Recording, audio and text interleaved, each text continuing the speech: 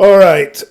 This video is going to be about Connexin 43. Okay, so I got a disclaimer. All of this is just stuff I came up with on my own. Okay, I'm not saying that I'm right, and I have no way to. Well, I do have a way to prove that I'm right, and we'll get into it in this video. But I mean, if you believe what I have to say, great. If not, I don't care. It's just stuff that I believe and why I believe it. Hopefully, you'll find it interesting. And I'd like to credit Dr. Ryan Hartle. He's the one that turned me on to Connexin 43. When he was a resident one day, he was like, Bruss, what's up with Connexin 40 in the Gap Junction? And I was like, what? Never heard of it before. And I looked into it, then I was interested. So thanks, Ryan Hartle. All right, Connexin 43 is a gap junction protein. It's found mostly in cardiac myocytes and astrocytes in the brain, and it's responsible for cellular-to-cellular communication in those areas. Here's like a picture of it I found online. Okay, like here's the gap junctions and everything, and it is known to cause like arrhythmogenesis, but we'll get into that. Okay, here's the fancy immunophoresis of heart rat muscle, and you can see where it's lighting up where it's brown. That's where the Connexin 43 is. You know, it's very important for cellular-to-cellular communication, and that's where it's found. Here's more fancy pictures of it in the rat myocardium. That's where it's lighting up. Also important in astrocytes, the brain and the heart carry a lot of electrical activity, so that's where these Connexin channels are mostly found, and that's where they're most important. I use the analogy that the Connexin 43 is kind of like the watertight doors on the Titanic.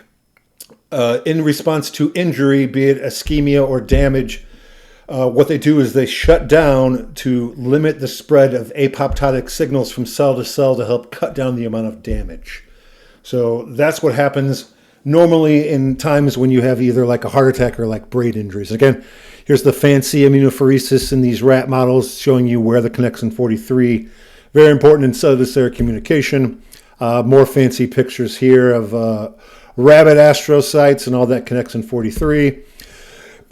Now, there's lots of data out there in the molecular genetics world as far as Connexin 43 and its role in both brain pathology and heart pathology. And that's my whole contention here, is that Connexin 43 is the link between the heart and the brain. It is known for brain and heart problems to go hand in hand, right? Like medications that are for either the brain or the heart in toxic concentrations affect both of those organ systems. You get ventricular arrhythmias, confusion, and seizures that go hand in hand. The data does show that Connexin 43 is affected when you have brain injuries, be it traumatic, ischemic, or hemorrhagic. I mean, here's just some of the papers, okay? The role of Connexin 43 in ischemic stroke. Here's the role of Connexin 43 in brain injury. And again, if you just Google Connexin 43, thousands of these papers will come up. You can read them at your leisure. It has to do with phosphorylation and dephosphorylation. That's all fancy, but it's not relevant to us. Like, who cares? The point of this is, like, there's data out there, okay? Tumor genicity, again, it is a potential future marker for treatment of both arrhythmias as well as tumor spread to help cut down on the spread of tumors. You know, more evidence, more papers out there as far as Connexin 43 and the role in cardiac ischemia and or infarction. Okay, again, hundreds of papers you can read at your leisure if you want to. Again, cardiac dysfunction.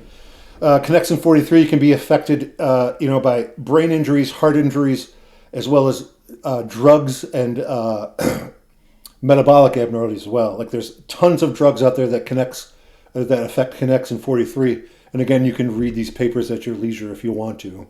Here's just some of them that are, mentioned: fluoxetine, clozapine, Haldol, lithium, amitriptyline, antiviral medications, clonazepine, Haldol. I mean, there's a bunch. Azithromycin. In general, it's pretty much all things that we know about. Antipsychotics, antidepressants, anti-seizure medications. I mean, these things affect Connexin 43, which makes sense, right?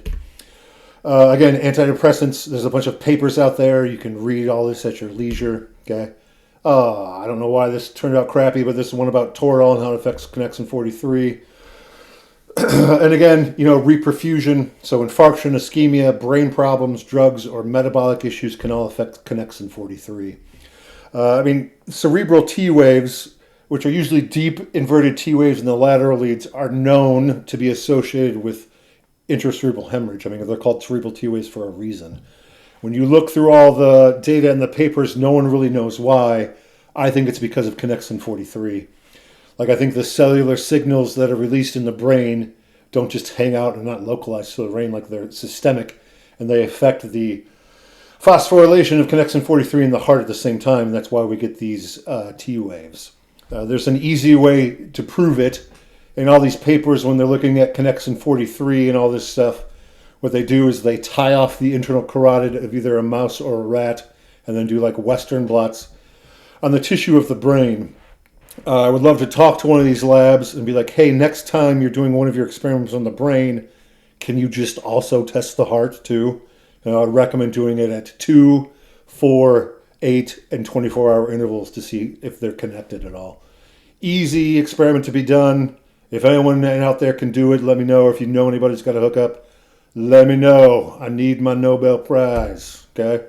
And here's like the classic EKG findings from that paper. I mean, if you'll notice, not only do we have these deep inverted T waves, okay, but we also have like repolarization abnormalities, specifically a prolonged QT, right? Sorry, I dropped my writing pen. Like, the obvious thing here are these deep T wave inversions, okay? Like, those are what are called cerebral T waves. Of note, what I would like you to note is the appearance just of these T waves, I mean, could also be concerned with like a type 2 Wellens. And I'll get into that later. And I think the reason they're both look similar, again, is because of connexin 43. And again, not only do we have these inversions, but we have a prolonged QTC. Like, there's 1R, there's the midpoint. And we have a terminal R wave in AVR, which is an R wave either greater than 3 millimeters or bigger than the S wave. So these are, the classic cerebral T waves. No one really knows why. My contention is that it's from connexin 43, and I hope someone proves it right someday. Again, more papers about T wave inversions. I mean, they're all the same. They all describe them, but no one knows why. This is a nice EKG. What they're referring to, I mean, look at these. We have these deep T wave inversions over here in the lateral leads. Sorry, bear with me for 1 second because I'm a moron. Yeah, so these deep T wave inversions over here in the lateral leads, okay?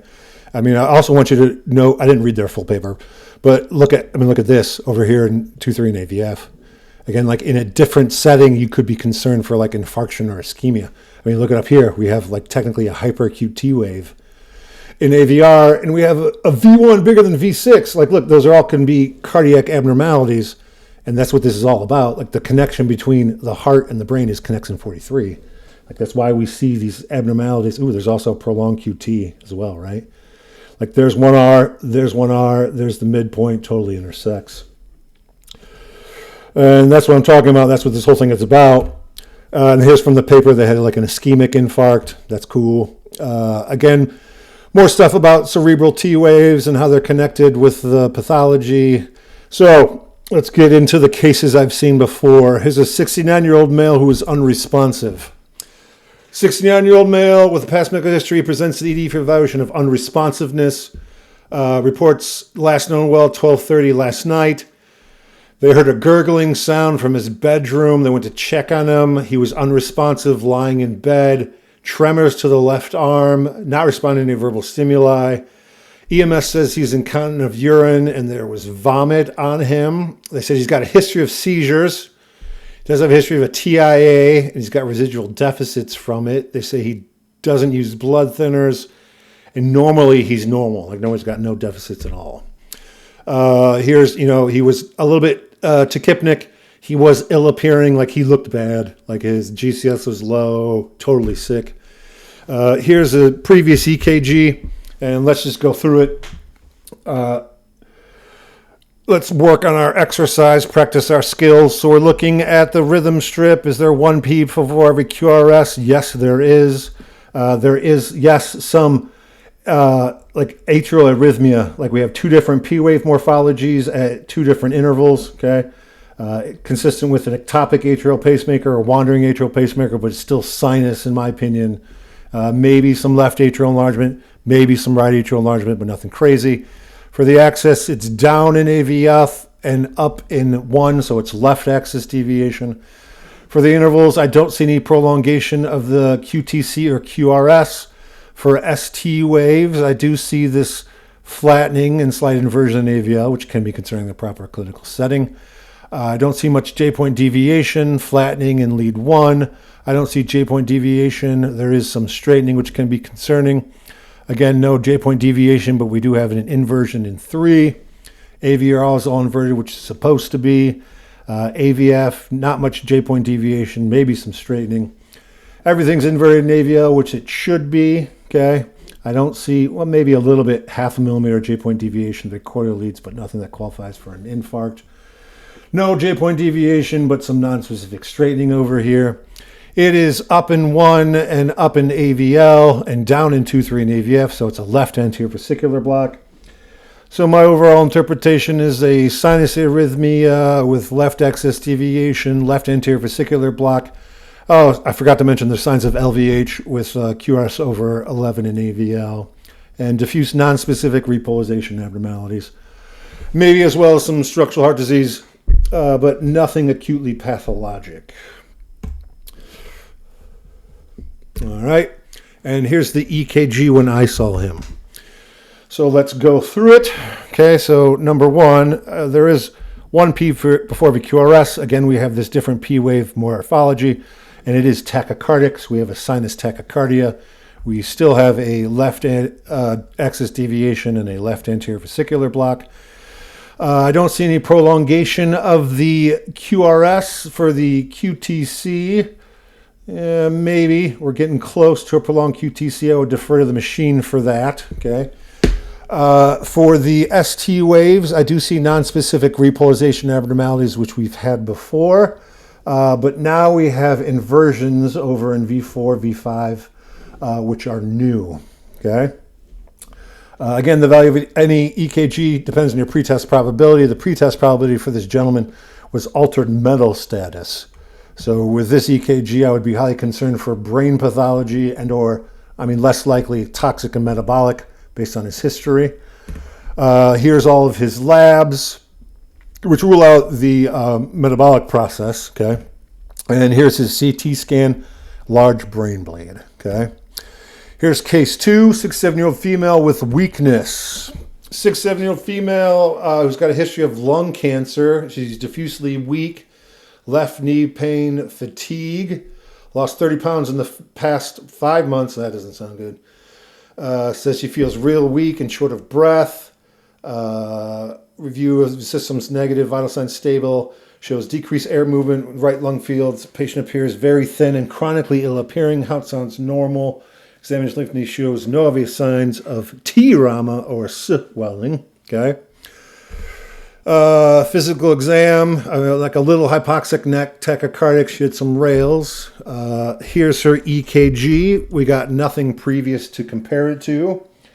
I recommend you pause for your own interpretation, but here's mine. Here's the rhythm strip. 1P before every QRS. Sinus, maybe a little fast, but nothing crazy. Normal access, okay. For the intervals, the QRS might be long. It might be over 3 boxes. I'd have to defer to the machine for that. For the QTC, it's definitely long. There's 1 R, there's another R. T-wave intersects. Again, I would check with the machine. For the ST waves, I do see some J-point deviation in some leads, but nothing crazy. There is T-wave inversion in multiple leads, okay, with this straightening and downward appearance of the ST segment. Again, we have T-wave inversions in these leads, which are abnormal. Okay, so my overall interpretation, sinus tachycardia with a normal access, prolongation of the QTC, and maybe QRS, I defer to the machine. Focalized repolarization abnormalities, including T-wave inversions in 2,3 AVF, V3, V4, V5, and V6. Again, all these findings are non-specific with the patient's history. I'd be concerned about metabolic abnormalities as well as brain abnormalities and heart abnormalities. So we got nothing old to compare it to. Here's her labs. She had COVID. Her white count was elevated, potassium a little bit low, troponin was normal. Here's her chest x-ray, cavitary lesion, peripheral infiltrates, possibly mass and pneumonitis, not good, okay. Scanned her, CT scan of her brain, say, it doesn't look right. Gets an MRI, and unfortunately she has a mass in her brain, and she also has a mass in her spinal cord. Unfortunate case, but the issue here was those EKG abnormalities, in my opinion, were indicative of connexin 43, as there's no cardiac, metabolic, or toxic abnormalities, but I can't confirm that. Case 3, 59-year-old male with arm pain and vomiting. ED for vomiting, sharp chest pain since last night, raised to his left shoulder and arm. He sweats, he feels nauseous, vomiting last night. Former smoker, no fevers, chills, abdominal pain, back pain, neck pain, diarrhea, dysuria, shortness of breath. Physical exam, vital signs look pretty good, nothing too crazy. Here's his EKG. Okay, let's go through it. Okay. Number 1P before VQRS, sinus, maybe fast, look at the machine, normal access. Intervals, again, I'd have to look at the machine. The QT might be prolonged. I do not think the QRS is too prolonged. The main thing here is the ST segments, and we have many repolarization abnormalities. We have J-point deviation in a few leads, okay? And we also have T-wave inversion in 2-3 and AVF. We have J-point deviation in V2, J-point deviation in V1, as well as AVR, okay? We also have a T-wave in V1 that's bigger than V6. Again, we have J-point deviation in V3 with a biphasic T-wave. In V3 and V2, this is highly concerning for Wellens syndrome, which is a proximal LAD stenosis. Okay, we also have T-wave inversions in the lateral leads, as well as J-point deviation, as well as straightening and a downward deflection of the ST segments. Very concerning. Okay, so my overall interpretation is there's multiple focal repolarization abnormalities, which is highly concerning for coronary artery disease in the pretest probability. Okay, but again, we could see these abnormalities in other issues like toxic, metabolic, or brain problems. But remember, you don't treat it in EKG, you treat a patient. High pretest probability for coronary artery disease. Now we have these repolarization abnormalities. Here's his labs. White count was elevated, troponin crazy high. Okay, goes to the cath lab, has a bunch of things that needs to be fixed. All right. Here's case 4, 88-year-old male with weakness, dizziness, and leg pain. 86-year-old male, history of hypertension, hyperlipidemia, prostate cancer, valvular replacement, diabetes, CHF, presents today with chief complaint of dizziness, weakness, leg pain. What brought him in today is his right lower extremity pain. So he was having difficult time driving, uses the gas pedal, says now his right foot feels cold. Patient denying pain anywhere else. Patient denies any recent infectious process. States he has good movement in his right lower extremity. After the pain, states he has good movement now and good sensation. The pain was a few hours prior to arrival. States he's been feeling dizzy for the past 2 days. Denies any true focalized weakness or sensory deficits. Denies chest pain or shortness of breath. States he had 1 bout of vomiting. And the pain resolved. I remember this guy. He's a good guy. I liked him. But it was tough to tell what was going on. Like, he had so many medical problems and so many complaints. And this happens a lot. And here's my recommendation for you young guys. What you got to do is be like, all right, what brought you in? And he's like, all right, what brought me in was my leg.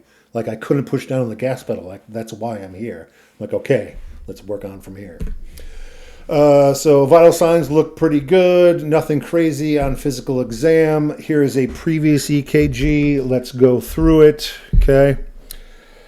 For the rate, looks okay to me, but I'd see what the machine says. We do have 1P for every QRS. There's just a PVC there. Who cares?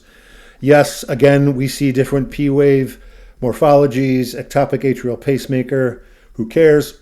Interestingly, we do have a fractionated QRS. Here in lead 2, which we can see up here as well, which is suggestive of a reverse delta or mitral valve prolapse. Okay, the access, tough to tell because it's equivalent here in AVF, but I'd say normal to left-ish. Okay. For the intervals, the QRS does look kind of wide to me. The QTC does not look prolonged. For the ST segments, I do see nonspecific repolarization abnormalities, including J-point deviation, inversion, and linearity in multiple leads. Again, what to make of that depends on what's going on. This is just a previous EKG, so I can't comment on that. So again, this is just a previous EKG to establish a baseline. Here's the EKG when I saw him. Okay, so let's look at it. We do have sorry, my pen's acting up here. A normal sinus rhythm with 1P before every QRS. The rate looks okay to me. Again, maybe this wandering atrial pacemaker, but who cares? Access up and up, so it's normal for intervals. Same thing, QRS kind of looks wide. QTC looks okay to me. Main thing here is the ST waves. What do we see? I do see repolarization abnormalities. I see J-point depression, and again, linearity in these segments here. T-wave inversion in AVL. I do see J-point deviation in lead 3 concerning for ST elevation. I do see the same thing in AVF, J-point elevation. Okay. I do see this biphasic T-wave in V2 and V3, which, like before we saw, can be concerning for a Wellens wave or Wellens syndrome. And I do see J-point deviation and T-wave inversion and repolarization abnormalities in the lateral leads out here. I also see a T-wave in V1 that is technically bigger than V6. So overall interpretation, there are repolarization abnormalities which by themselves don't tell me anything. This could be coronary artery disease, it could be brain problems, it could be toxic problems, it could be metabolic problems. And remember, we don't treat a test, we treat an EKG. And what did this guy come in for? He came in because he couldn't push down on the gas pedal because his leg was weak. Okay. Here's his workup. Okay, troponin was okay. I mean, does that completely rule out coronary disease? No, but good enough for me. Okay, his electrolytes were okay. He's not acidotic or hyperkalemic. I don't think this guy's high on drugs. Okay, so I was concerned these were due to brain issues. Here's a chest X-ray. Nothing bad, but does show a pleural effusion. CT scan of his brain says looks good. Gets admitted, gets an MRI, and it shows small linear focus of acute ischemia in the left frontal temporal centurium semivalli. I mean, that's what I knew from the get-go. I was like, bro, you got a problem with your centrum semivalli. Like, it's classic. So the whole thing for this is, yay, it had EKG problems, but it turns out it was from a stroke. Case 5, 30-year-old male with chest pain. Excuse me, my throat is parched. All right, 30-year-old male with a no sniffing history for chest pain. Sudden onset of substernal chest pain that woke him from sleep at 2:58 a.m. It's always 3 a.m. 3 a.m. is when your platelets become the most sticky, and it's left over from caveman times. These people always wake up at 3 a.m. with chest pain because their platelets are sticky. It's always that way. The death hour. States his pain was waxing and waning in intensity, 8.5 out of 10 prior to EMS, pressure-like sensation mid-back. EKG was having a STEMI. EMS pressed 1 dose of aspirin and improved pain to 7 out of 10. Tachypnic 120s, otherwise normal, patient denies any cardiac history. Strong family history, otherwise denies any symptoms. Okay, vital signs, a little hypertensive. He didn't look good. He was diaphoretic, uncomfortable, and tachycardic. Here's his first EKG. I recommend you pause and go through it as an exercise, but here's what Patrick sees. Number 1, I do see 1P for every QRS. The rate looks fast to me, so sinus tachycardia. It's up in AVF and down in lead 1 for a right axis deviation. Again, for me as an ER doctor, I'm always concerned with the right axis deviation, especially when someone is acutely ill. For the intervals, the QRS looks like it may be longer than 3 boxes to me, but I would defer to the machine. For the QTC, Not definitive as far as QTC prolongation, but again, I would defer to the machine. For ST segments, I do see repolarization abnormalities. I do see J-point elevation in AVL with straightening of the ST segment that's greater than half the amplitude of the QRS. I see the same appearance in lead 1. I see J-point elevation with linearity that's greater than half the amplitude of the QRS. Similar problems in lead 2. There is J-point elevation and linearity. Similar issues in lead 3. There's not much J-point deviation, but there is T-wave inversion and a downward deflection of a straight ST segment that's greater than half the amplitude of the QRS. I do see J-point depression in AVR with the same linearity. We already discussed AVL. In AVF, I don't see significant J-point deviation, and no significant ST waves. Good for you, bro. You got 1 out of all of them. In V1, I do see significant J-point depression with a repolarization abnormality. I see similar appearance in V2. I see J-point depression and this initial linearity of the ST segment. And I do see what looks like a hyperacute T wave. V3, looking pretty good, bro. Not much J-point deviation. T wave looks good. V4, I do see J-point deviation with straightening. Same issues in V5. Ooh, look at that. And same issues in V6. Okay. This is ugly. We have focal repolarization abnormalities, highly indicative of an acute myocardial infarction. Here's his EKG a little while later. I remember this case. This is a good case. All right, let's look through it. Again, I recommend you pause, go through the exercise, but here's what Patrick sees. Initially, I do see 1P before the QRS. However, after that, I do see a wide complex rhythm with no discernible P wave, and I do note that this QRS rhythm is extremely wide. For the excess, it's tricky because these morphology changes, but I know vertically each beat is the same. So I know these 3 beats are the same, which is the same as this one. So overall, it's down in AVF and down in lead 1. Classically, we determine that as an indeterminate excess, but for me, anytime I see a large S wave in lead 1, that's a right axis equivalent. And as we discussed, for me as an ER doctor, nuance at right axis deviation is highly concerning. For the intervals, I do see, as we mentioned before, prolongation of the QRS interval. For the QTC interval, it's hard to tell, might be close. I defer to the machine. Let's look at the ST waves. I do see some J-point deviation in AVL with straightening. I do see J-point deviation, okay? I forgot to mention, with this wide QRS, I do know there's an upright T wave in the precordial lead, so it's consistent with a complete right bundle branch block, okay? As mentioned in my previous videos, I do know that right axis deviation is not normal with a right bundle branch block.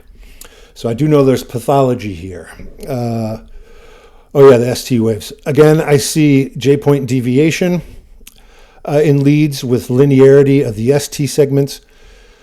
Same thing here in lead 3, J-point deviation. Same issues in AVF. I also see J-point deviation as well as a hyperacute T wave in V3. This entire T wave can fit underneath there. I see significant J-point deviation in the precordial leads. Significant. With, again, this straightening negative deflection of the T wave. And I also see J-point deviation in the lateral leads. Okay? Significant J-point deviation. My overall interpretation here is, well, let's back up. Is this ventricular tachycardia? No, it's not. It's not because the rate is less than 130. So my overall interpretation is this is an accelerated intraventricular rhythm with a right bundle branch block appearance, axis deviation, extremely wide QRS, and J-point deviation and repolarization abnormalities in multiple leads. This, I forgot to mention, curse you, Patrick. Up in AVR, we have a huge terminal R wave. Like, look at that. There is no S wave, and the R wave is over 3 millimeters. So in the pretest probability for this, these findings can be consistent with many things. It can be from toxic issues. You can see this in TCA overdoses, cocaine overdoses. We can see it in hyperkalemia and extreme acidosis, and we can see it in brain injuries. In this instance, it's consistent with acute myocardial ischemia and infarction. Okay, remember, we don't treat an EKG, we treat a patient, and the value of any EKG depends on your pretest probability in this patient presented with chest pain. And being that this is an accelerated intraventricular rhythm, you should not treat it with antiarrhythmics such as lidocaine, amiodarone, procainamide, etc. Again, why I'm always worried, even when they say it's indeterminate access. I mean, because for me, this all just goes back to physics. All we're doing with this EKG is measuring vectors, and the vector we're measuring is the passage of electricity through the myocardium, which is the medium. And yes, up here is, the right axis or indeterminate. But if you think over here is the normal, and we can get there many different ways, we can be extremely left, or we can be extremely right? It depends on how you got there, with how vectors are additive and stuff. So for me, an indeterminate axis is both extremely right and extremely left at the same time. So that's why I always consider it a right axis deviation. Again, that's just what I think. If you like it, great. If not, I don't care. Excuse me. Here's his labs. His troponin was elevated. Chest x-ray looks okay. Goes to cath, and he has pathology that needs to be fixed. Case 6, 53-year-old female who was unresponsive. 53-year-old female for unresponsiveness. Suspected TCA overdose. Boom, right to the point. Sorry, I'm yet again parched. This is the desert of knowledge I'm passing through for you. All right, so TCA overdose. Vital signs are abnormal. She's totally unresponsive. Looks bad. Here's her EKG. I recommend you pause and do your thing, but here's what Patrick sees. 1P before every QRS, sinus, a little tachycardic. Up in 1, more down than up in AVF, more down than 1 in AVF, so it's a right axis deviation. Okay, this is what I'm talking about. This is why I'm always concerned about a right axis deviation. For the intervals, the QTC does look prolonged to me. I would qualify this as more of an incomplete right bundle branch block appearance because it's up in V1 and V2, or complete depending on the QRS. I see a terminal R wave in AVR, which is an R wave over 3 millimeters. For the ST waves, I don't see significant J-point deviation. I do see non-specific repolarization abnormalities over in the lateral leads. The QTC to me does look like it's prolonged, but again, I have to look at the machine. Again, all non-specific problems, but we have right axis deviation, prolonged QTC, and a terminal R wave in AVR. Remember, our pretest probability was we know she overdosed on TCAs. So here's her labs. She is acidotic. Her lactic acid level is high. She gets intubated. Here's her chest x-ray. CT scan of her brain was okay. So that tells me indirectly these EKG abnormalities are not from brain problems or cardiac ischemia, more likely for her toxic, like we know, and or metabolic from the labs. And this is what happens while she's in the emergency room. This is a great EKG. I recommend you go through it. But again, here's what Patrick sees. A wide complex tachycardic rhythm with no discernible P waves. Okay, the rate is less than 130, so it's accelerated interventricular rhythm. It's not ventricular tachycardia. Okay, I see technically an indeterminate axis, but again, I have a large S wave in lead 1, so I'm calling that right axis deviation. I have an extremely large R wave over 3 millimeters.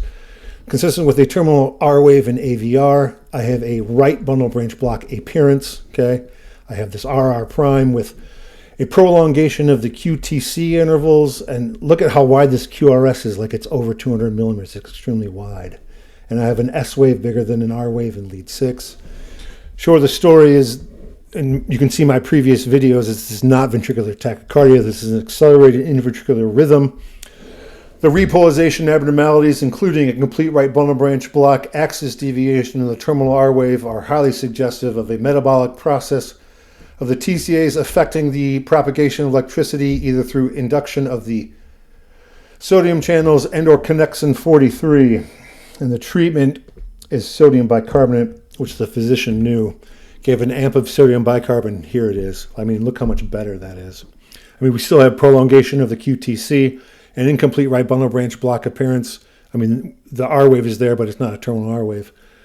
Again, the case for this was that these conduction abnormalities were from a metabolic and toxic problem. Here's a 78-year-old male with AIC problems and seizures. 78-year-old male who's got an AICD due to cardiac problems. When he woke up from sleep due to fibrillation, his AICD went off, felt dizzy before it happened. 2 episodes where his wife says, well, he was having seizures. Okay, so that's the issue. The patient's coming in for what his wife describes as like seizure-like activity. So he's chronically ill appearing. Here's his previous EKG, which shows a paced rhythm, multiple conduction abnormalities. And here's what happened to him while he's in the emergency room. Okay, multiple conduction abnormalities here. We have a wide complex that is greater than 130. We have an S wave bigger than an R wave in lead 6. We do have an extremely prolonged Brugada interval in the precordial leads, which is the time frame from the beginning of the QRS to the peak of the S wave. Again, terminal R wave. The axis is down in AVF, up in lead 1, left axis deviation. This is very consistent with ventricular tachycardia. And we also have some Joseph's sign or slurring of the S wave.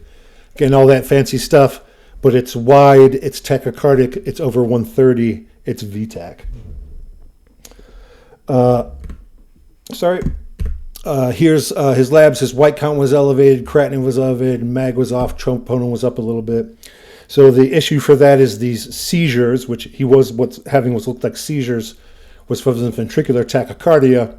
And my contention is that's because connexin 43 was being affected in both of those cases. Here is a 56-year-old male with a headache. 56-year-old male presenting with sudden onset of headache and dizziness. Symptoms began approximately 45 minutes prior to arrival. History of high blood pressure, takes lisinopril. No history of headaches, no history of brain aneurysms. Outside hanging up a flag when his symptoms began. Describes this as the worst headache of his life. Denies any trauma. Multiple episodes of vomiting since arrival to the emergency room. I remember this guy. Classic story, acute onset, worst headache of life, and he looked bad, like he was diaphoretic, and he was like puking his guts out. Of course, he was a very nice man, and it makes sense. Again, here's the charting. He was hypertensive, he looked bad, he could like barely walk. Here's his EKG, and here's what we see.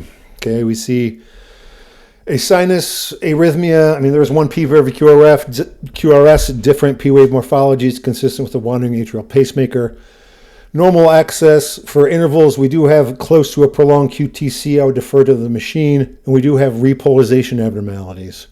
We do have slight J-point depression as well as a negative downward deflection in 2-3 and AVF. Okay, same thing up here in lead 1. There's no terminal R wave up here. And we do have these slight J-point depression and T-wave inversions in the lateral leads. Again, non-specific abnormalities, but remember this gentleman's pretest probability coming in for the worst headache of his life. Like we all know, he's got a subarachnoid hemorrhage. Here are his labs, and unfortunately, here's his CTA. He ended up going to Toledo, and he did well. So here's the summary. All right, this whole thing is about connexin 43. I believe it's a connection between pathologies between the heart and the brain. And I believe it's a reason why we have both symptomatic pathology and EKG pathologies in both of these presentations. All right. Remember, here's our case 1, the intracerebral hemorrhage. We have repolarization abnormalities. We have T-wave inversions in the lateral leads. We also have T-wave inversion and linearity in AVL, as well as linearity in other leads and a T-wave in V1 bigger than V6. These findings could be concerning for acute coronary syndrome, but in this case it was from intracerebral hemorrhage. Here's case 2 with brain metastasis. Again, we have multiple abnormalities. We have a prolonged QTC. We have J-point depression as well as a downward deflection and straightening of the T-wave in multiple leads. Could be concerning for acute coronary syndrome in the proper case. Could also be concerning for toxic or metabolic problems, but in this case it was from brain metastasis. Here's case 3 from acute coronary syndrome. Again, multiple abnormalities. We have J-point deviation, including ST elevation and ST depression in multiple leads. with linearity in multiple segments, as well as a negative downward deflection and biphasic T waves in the precordial leads, as well as a V1 bigger than V6 and ST elevation in AVR. This was from acute coronary syndrome. This was from a stroke, okay? Again, we have these abnormalities. Look, we have biphasic T waves in V1 and V2, which can be concerning for a Wellens wave or Wellens syndrome. We have ST depression and linearity in AVL that's greater than half the amplitude of the QRS. We have J-point elevation and contiguous leads in 3 and AVF. We have ST depression and T-wave inversions in V4, 5, and 6. Like, this could look like acute coronary syndrome in the proper setting, but it was from an ischemic infarct. Here's another case that's acute coronary syndrome. Accelerated interventricular rhythm with J-point deviation, multiple repolarization abnormalities, terminal R wave, incomplete right bundle branch block appearance, and axis deviation. Okay, could this be from metabolic toxic problems, or could it be from brain issues? Yes, but in this case it was from acute coronary syndrome based on our pretest probability. Here's the same EKG that looks almost exactly the same, right? This was the TCA overdose. Again, incomplete right bundle branch block with axis deviation, terminal R wave, J-point depression, T-wave inversions, negative deflections, accelerated intraventricular rhythm, like the whole nine. Like, it's the exact same process. Here's the VTAC gentleman, okay? Again, it looks similar to these same things. Wide complex, we technically have an axis deviation and a terminal R wave, incomplete right bundle branch block appearance. But this was from ventricular tachycardia. But he presented clinically with seizures. The reason for this, both the EKG abnormalities and his clinical presentation, in my opinion, is connexin 43. Here's the gentleman with the subarachnoid hemorrhage. Again, nonspecific findings. Prolongation of the QTC, J-point deviation, straightening and downward deflection of the ST segments, V1 bigger than V6. Could be acute coronary syndrome in the proper setting, but this was from a subarachnoid hemorrhage. That's the short of the story. That's all here's all my references so I don't get accused of stealing ideas and stuff. So that's all I have for you. Connexin 43 connects the brain to the heart, both metabolically, pathologically, and electrocardiographically.